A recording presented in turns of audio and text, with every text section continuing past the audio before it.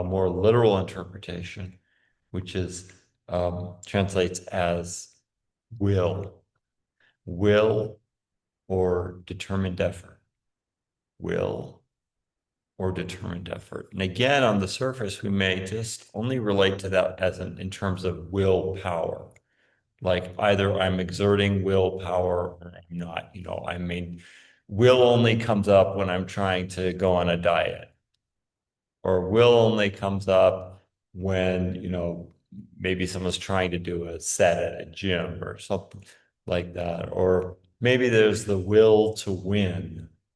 We might relate like on a team level or something like, but there's the implication that like it spikes up and then it goes down like that, right? The way we normally relate to that term. But in this sense, there's a more, say, universal willfulness. It's one way that we might relate to it. Like it takes a certain degree of will to be in like Warrior 3 or a difficult backbend or something like that, where our mind is definitely has to be, channeled and recruited and focused and harnessed and non-reactive and things just to focus on the task at hand. But there's also another will, and this is the kind of will that I want to lean into a little bit more in our practice, that like in a restorative pose, say, like Supta Baddha Konasana, I join my feet, I lie back like that, and I just allow time to kind of take me from here to there in your nervous system. You ever have that experience of restorative yoga? Yes. Yeah. There's a certain intelligence or willful arrangement that has you go from, the initial quality of mind or bodily sensation when you start that restorative pose, and by the time you get to the end. So that is um, like a more passive example of will, but it goes further than that still, and says that all of life, these trees out here, the orbit of the planet around the sun, the migration of birds, the certain rhythm of whale song, all of it is an expression or exertion of a deeper willfulness that's baked into this creation. So the same sort of intelligence and will that has you open up in a restorative pose also has something to do with,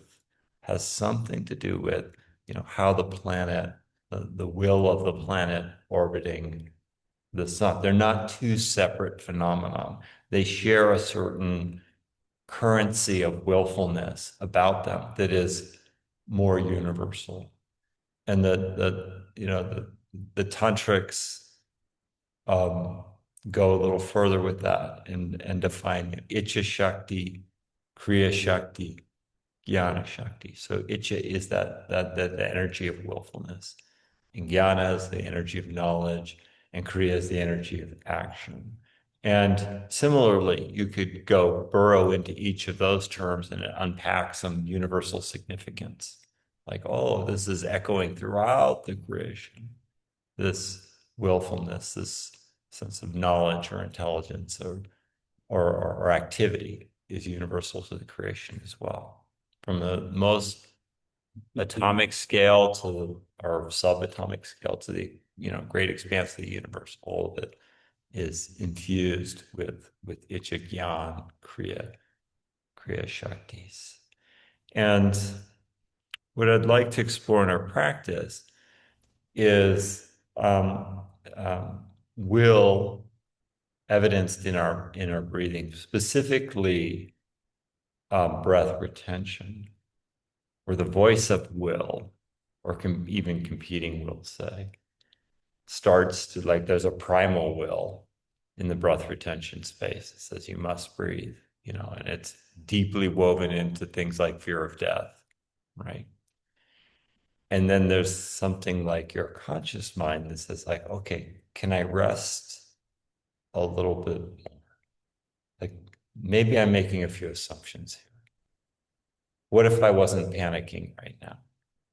Right? Like that's a different grade of willful intent or exploration or willingness than the primal one, right? And so when those two rivers come together, you gain like insight and transformation into, very deep subconscious tendencies and assumptions, right? So that's part of the dance of pranayama, is to the interface of the space. So we'll have a chance to work with that a bit today.